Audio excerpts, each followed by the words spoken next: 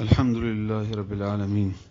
والصلاة والسلام على رسوله الكريم محمد وعلى آله وأصحابه أجمعين. أما بعد فأعوذ بالله من الشيطان الرجيم. بسم الله الرحمن الرحيم.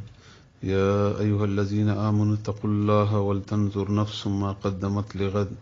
واتقوا الله إن الله خبير بما تعملون. عزتمند اوریدونکو، نن سبا د دسمبر اخیری شپې ورځې دي او جنوري شروع کیږي چې دته عیسوي کال ویل کیږي، نوی کال. دا نوی کال بنیادی طور باندې د عیسایانو د ایجاد په بنیاد باندې د عیسی علی السلام پسې تړلې ده. هغه یو بل تاریخي خبره ده، خو دې کې بنیادی خبره ده چې دا دوی مناوي د عیسایان د مذهبي تهوار په بنیاد باندې. دا د دوی عید دی، دته دوی کرسمس وایي، کرسمس ډے،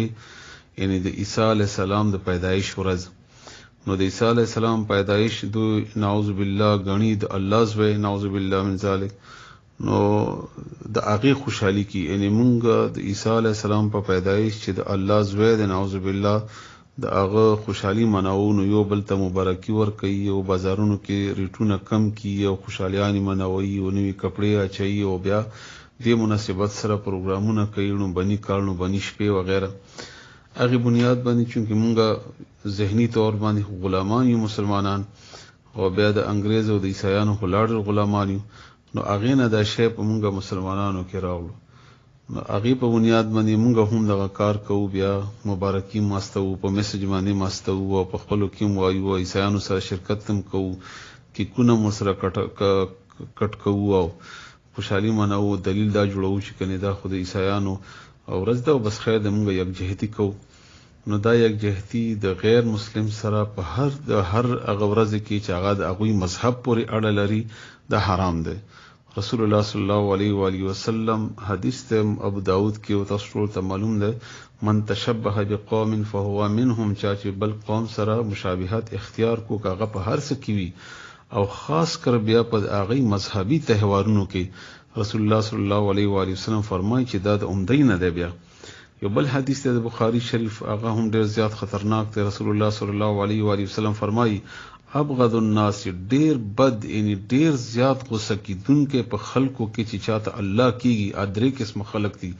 پاغه کې یو هغه سړی هم دی څوک چې په اسلام کې د بل قوم هغه شیونه رایج کی چې کوم د نورو قومونو سره متعلق وي. دا ډیر خطرناک حدیث دی.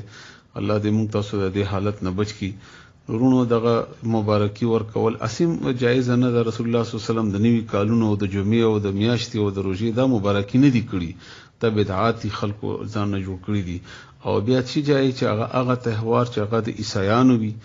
او د عیسایانو مذهبي تهوار وي، یا د هندوانو یا مثلا د يهوديانو یا د نورو غیر مسلمو، مدینه ځان بچ کړي. دا تاسو ته وړه خبره ښکاری، خود الله په نسبت باندې وړه نه ده.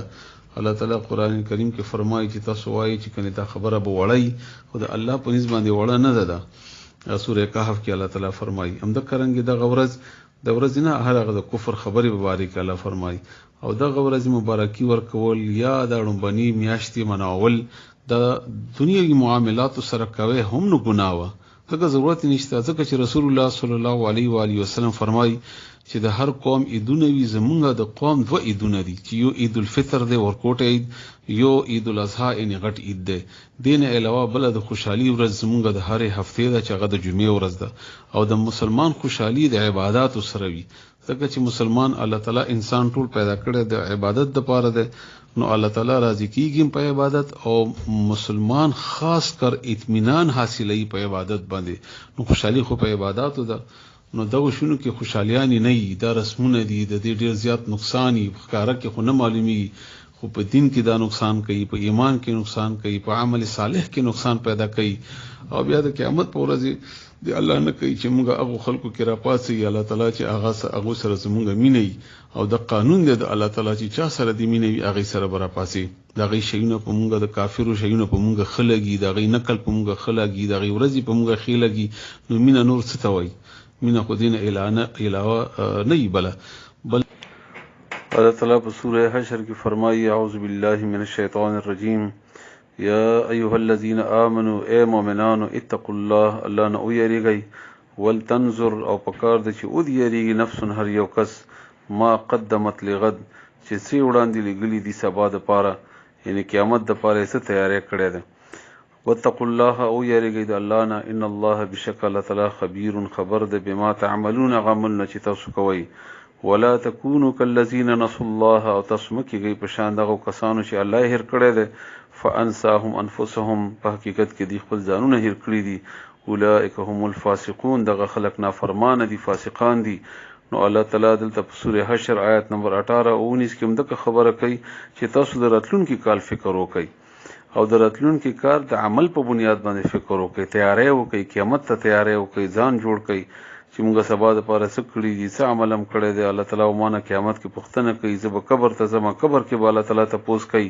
هلته به داسې حال وي چې دوباره به د راتلو شان نه وي هر سړی به سوال کوي چې الله تعالی ماته دومره مقرر کړي چې زه نیک عمل وکړم خو دنه به وخت تېر شوی نو په تېر شوي وخت باندې ژړا او راتلونکي وخت لپاره بندوبست دا اصل کې د مؤمن او د ایمان نشانه ده رسول الله صلی الله علیه و آله وسلم فرمایي چې قیامت په ورځ به یو سړی الله تعالی راولي او د ته الله تعالی او فرمایي چې کدا ټول دنیا او د څه چې دی د هر څه سونه جوړ شي او ته په دې بدل کې ورکی چې زه تا د جهنم نه آزاد کوم جنت ته بوزم ته به ورکی دی ورته وای چې ولین الله زبدا ورکم نو الله ورته فرمایي چې تا نه هم ډېره معمولی غونتی غوښتي و دنیا کې او تا ما سره شرک وکړو به هر حال اوس نه کیږي دا دغه رنګ بار قرآن کریم کې هم نو مونږ ته د تیر شوي کال باندې افسوس د خپل عمل او د عبادت په شان په حال باندې چې مونږ عمل د خپل صلاحیت مطابق نه کړي او د الله تعالی د شان مطابق نه کړي او پر راتلونکي کال د لپاره تیاری چې مونږ به څه کوو سبا به څه کوو راتلونکي کال کې به څه کوو عبادت به څنګه کوو الله به څنګه دغه د مؤمن شان دی دغه د مؤمن د هر وخت د الله تعالی نه د یری او د قیامت د لپاره د تیاری اصل مستقبل مونږ د مرګ نه بعد شروع کیږي الله دې موږ تاسو ته عمل کولو توفیق راکړي الله تعالی موږ ته د خپل حکم باندې د تلو د رسول الله صلی الله علیه وسلم په طریقې باندې د مزل کولو د تلو توفیق راکړي سبحان ربک رب العزة عما یصفون وسلام علی المرسلین والحمد لله رب العالمین